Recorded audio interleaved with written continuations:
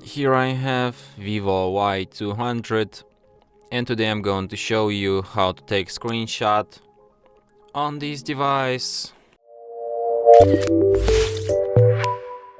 So to do this, all you need to do is to just press combination power key plus volume down like this, and the screenshot will be taken.